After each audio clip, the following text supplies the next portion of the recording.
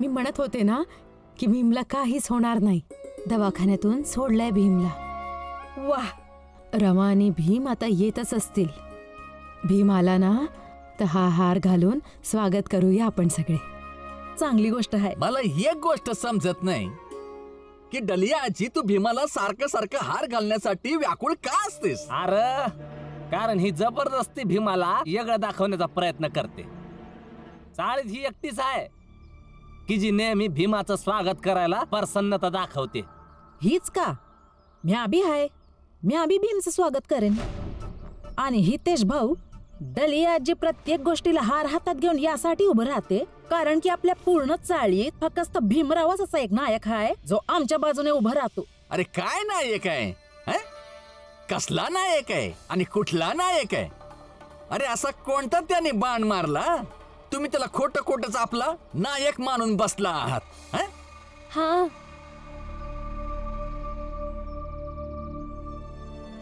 नायकांच्या जीवावर तर तसे बी सगळेच लोक उठलेले असते. हे सांगत होते का त्या रात्री इश दिलं होतं.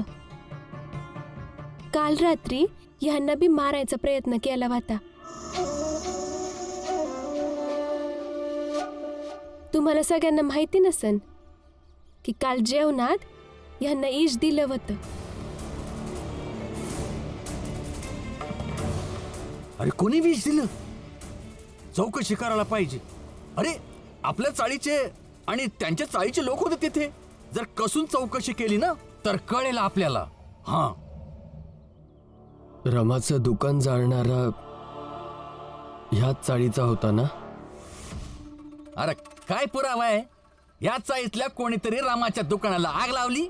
आणि ह्याच चाळीचे तुम्हीही आहात जे त्या दिवशी नरोत्तम जोशीला ही बातमी द्यायला जात होता की आमच्या चाळीत क्रांतिकारी आलाय. मग ह्या हिशोबाने मला विष देणाराही याच चाळीचा असायला पाहिजे. हे बा भीम, तू मला आरोपी म्हणत आहेस? भीमराव, तू जास्त बोलतोयस. विना कोणत्या पुराव्याशिवाय आरोप करणं चुकीचं आहे.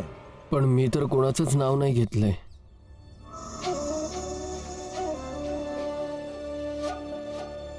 पण आता मी सांगतेय, पुढच्या वेळी सांभाळून राहा. कारण एकदा जरी तुमच्यावर संशय आला ना तर चांगलं नाही होणार. काय चांगलं होणार नाही? काय करणार आहेस तू?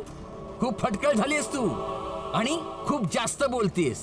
बाई आहेस, बाई सारखं राहा तर चांगलं होईल. बस. जेव्हा एक पुरुष बाई समोर जिंकू शकत नाही तेव्हा तो तिला जातीच्या नावावर कमी लेखत असतो. आणि आश्चर्याची गोष्ट ही आहे की आपण सगळे पहिल्यापासून जातीच्या नावाखाली भरडले जातो. तरीही एक पुरुष एका बाईला जातीच्या नावाखाली लहान कसं काय म्हणू शकतो? आणि एक गोष्ट मी तुम्हाला शेवटची सांगतोय, यापुढे कधीही माझ्या समोर रमाचा अपमान करायची हिम्मत नाही करायची.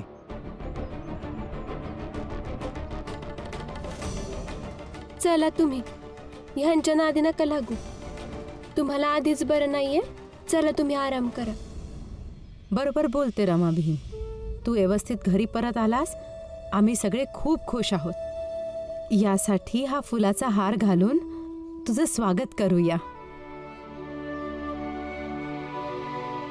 खुश रहा भीम.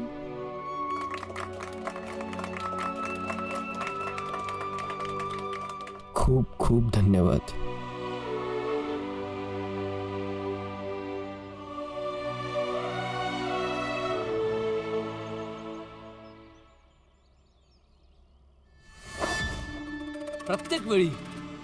प्रत्येक वेळी हा भीमराव वाचतो. कोणतेही प्रयत्न केले, कोणतेही कारस्थान केले, हा भीमराव प्रत्येक वेळी कसं काय वाचतो? नरोत्तमजी परीक्षेला येणार नाही आहेत का? काय? आज परीक्षा आहे? हो. बघा, या भीमरावामुळे माझ्या डोक्यातूनच निघून गेले की आज परीक्षा आहे. मी ना काही अभ्यास करू शकलो ना काही काय काय हेच होत असतं.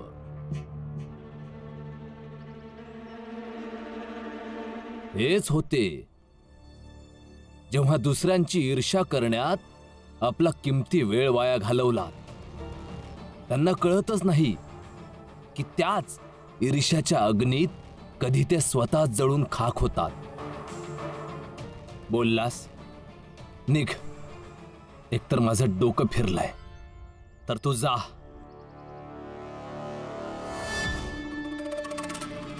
नक्कीच गेलो असतो, कारण व्यवसायाने गुरु आहे. असतो मा सद्गमय, तमसो मा ज्योतिर्गमय. यामुळे जेव्हा कोणाला अंधारात भटकताना बघतो तेव्हा मला राहावत नाही आणि मग त्याला योग्य मार्ग दाखवायला येत असतो. दाखवला मार्ग. आता एक मार्ग मी दाखवतो. हा, सरळ निघ इथून लवकर, नाही तर धक्के मारून बाहेर काढीन. निघ.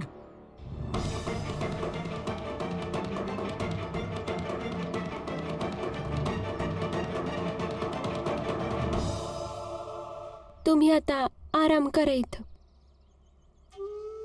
नाही, पडायचं नाहीये. बस अशक्तपणा जाणवतोय, माहित नाही का. थकवा तर जाणवणारच ना. 2 दिवसापासून काही खाल्लं नाही तुम्ही. मी जेवायला आणते, त्यावर तुम्ही आराम करा. थोडं खाल्ल्यावर बरं वाटेल.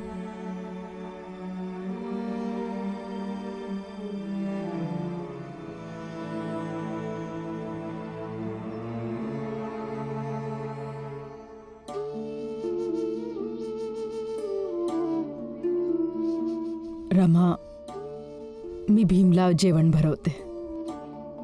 ठीक आहे आत्या, त्यावर मी औषध घेऊन येते.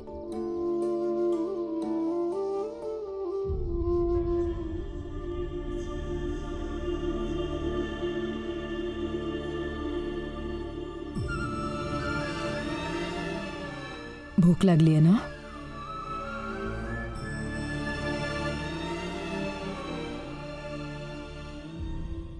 घे, खा.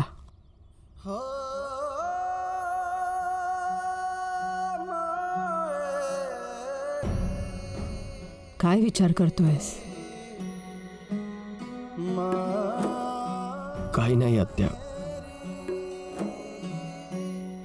लहानपणी मी जेव्हा आजारी पडत होतो तेव्हा असंच तुम्ही आणि आई दोघी येऊन मला एक एक घास खाऊ घालत होता. तुम्हाला असं बघून आईची आठवण आली. लहानपणी आई समोर असायची.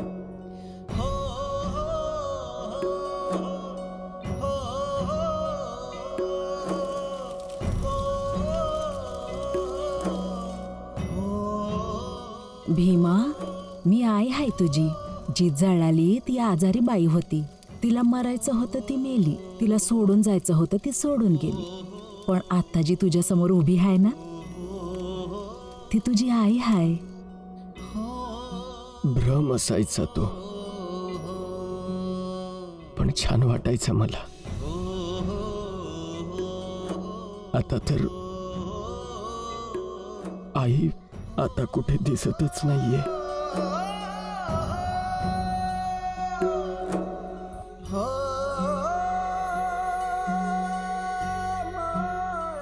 भीम,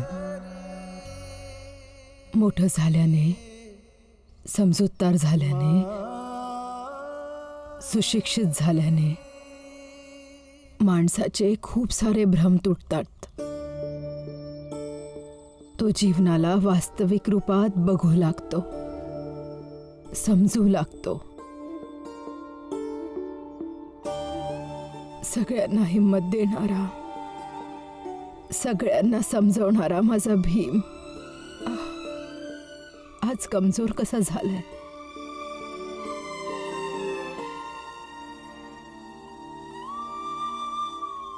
चल, खाऊन घे.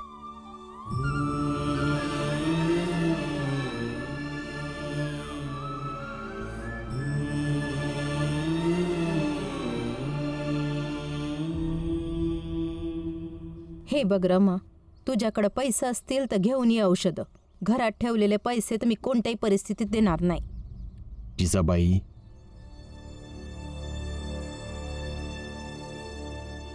आणखी किती खाली पडशील ग? खाली पडून पाताळात निघून जाईन मी, पण घरात ठेवलेले पैसे देणार नाही. आई, असा व्यवहार करू नकोस की नंतर मलाही असं वाटू लागेल की तुझं लग्नच का झालं माझ्या बाबांसोबत. आणि आई, असं व्हायला नको की मी पण भीमसारखं आई बोलणं सोडून देईन तुला. हा सोड. गप्प बसा तुम्ही.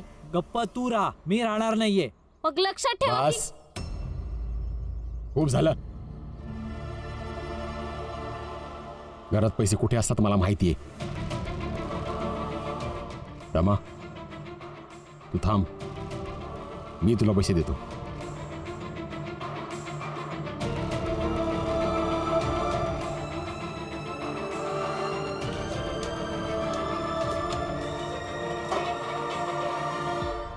सापडले? माहित होतं मला इथे शोधणार तुम्ही. यासाठी आधीच लपवून ठेवले मी. आयुष्यात, संसारात, मनात आणि घरात असे चढ उतार येतच राहतील, पण या सगळ्यांशी लढून जगणं हेच आयुष्य आहे.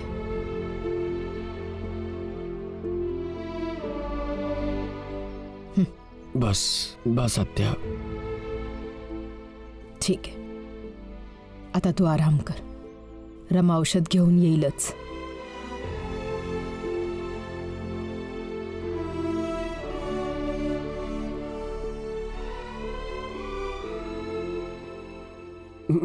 मी घेतो. झोप तू.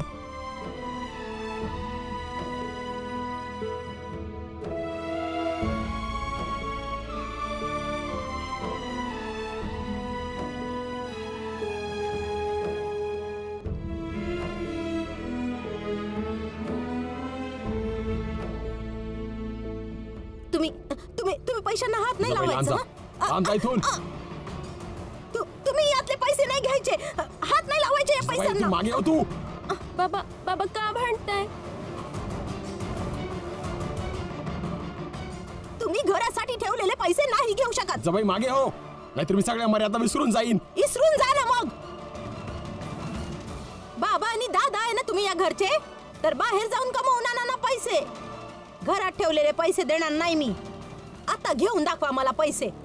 नाही घेऊ देणार मी पैसे. जिजाबाई, बाबा,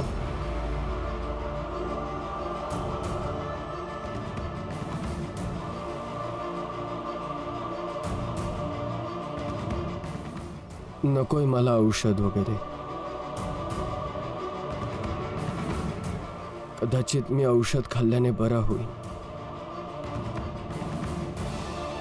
पण घरात अशा पद्धतीने भांडण करून औषधे आलीत तर त्याचा असाही काही फायदा होणार नाहीये.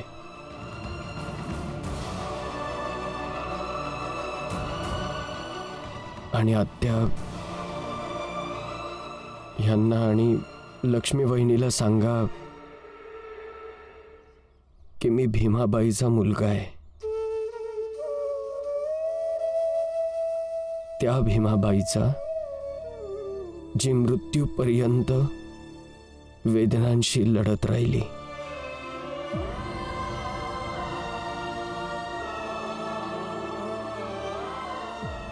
मी हे 2-4 दिवस हे दुःख सहन करू शकतो. मरणार नाही, सहन करेन थोडं. आनंददादा, बाबा, माझ्या औषधासाठी हे सगळं करण्याची काही गरज नाहीये.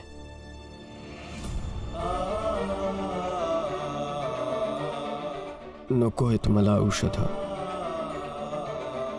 रमा, आत चल.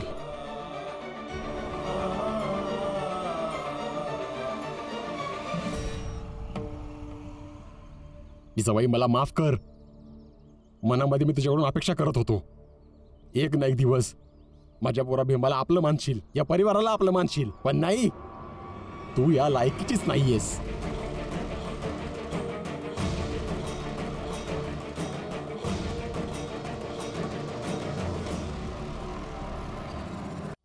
मी जाऊन येते. डली मावशी नाही तर फुलिया काकीकडून पैसे घेते आणि औषधं घेऊन येते. नाही रमा, औषधं नको आहेत. अहो पण तुमची तब्येत. काही होणार नाही मला.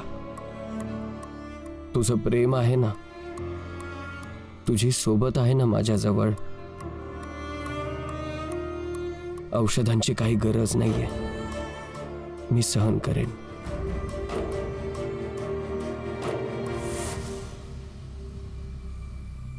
दादा, ताई आणि भाऊजी खूप त्रासात आहेत. तू बरोबर बोलतेस. चल आपल्या दोघांना काही काम करून थोडे पैसे कमवूया आणि संध्याकाळी भाऊजींचं औषध आणूया. ठीक आहे, तुम्ही आराम करा. मला कामावर बी जायचंय. गोष्ट माझ्या तब्येतीची होती म्हणून बिना औषधाचं राहिलोय. पण उद्या तुझी तब्येत खराब झाली आणि पैसे नसेल तर नाही, मीही काही ना काही काम करेन. म्हणजे कोणत्याही विपरीत परिस्थितीत माझ्या घरच्यांच्या भांडणात तुझे हाल नकोत.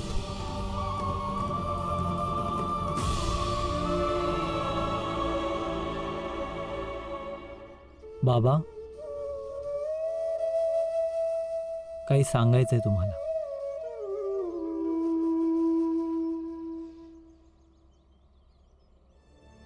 लक्ष्मी दररोज धमकी देते मला.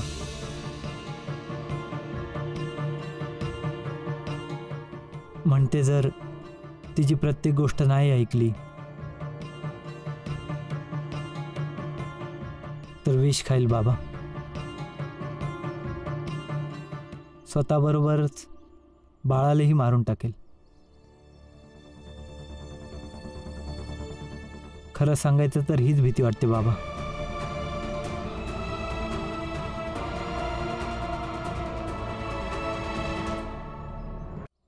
आनंद, पुरुष आपल्या जीवनात सगळ्यात जास्त याच गोष्टीचा विचार करतो की त्याच्या बाळाला, त्याच्या बायकोला काही व्हायला न ग. जिजाबाई सोबत माझे संबंध कसेही असले तरी ती माझी पत्नी आहे. तिची काळजी घेणं माझं कर्तव्य आहे. इतक्या वर्षात सोबत राहिल्यामुळं तिचीही काळजी करायला लागलोय मी. पण जेव्हा ती स्वतःला नुकसान पोचवायची धमकी देते. आज तुम्ही बी ऐकून घ्या. मी जे पण बोलल तुम्हाला समद करावं लागल. जे जसं चालत आलंय ते तसंच चालत राहील जोपर्यंत मी जीती आहे तोपर्यंत. बाबा आणि दादा आहे ना तुम्ही या घरचे, तर बाहेर जाऊन कमवून आणा ना पैसे. आता घेऊन दाखवा मला पैसे. नाही घेऊ देणार मी पैसे. जिजाबाई, तेव्हा मला बी भीती वाटू लागते रे. आणि कदाचित यासाठी कितीतरी वेळा तिच्यासमोर मी कमकुवत पडतो रे. मग आता काय करायचं बाबा? भीम, रमा आणि ती लहान लहान मुलं देखील आहेत, त्या सगळ्यांचं काय होईल? दादा, मला वाटतं की आपण आता निर्णय घेतला पाहिजे. रमा आजपासून कामावर जाणार आहे. आपण त्यांना प्रोत्साहन द्यायला हवं. रमा आणि भीम दोघांपैकी एकाला आयुष्यभर काम करावं लागल, कारण ते कधी औषधांसाठी लाचार होणार नाहीत.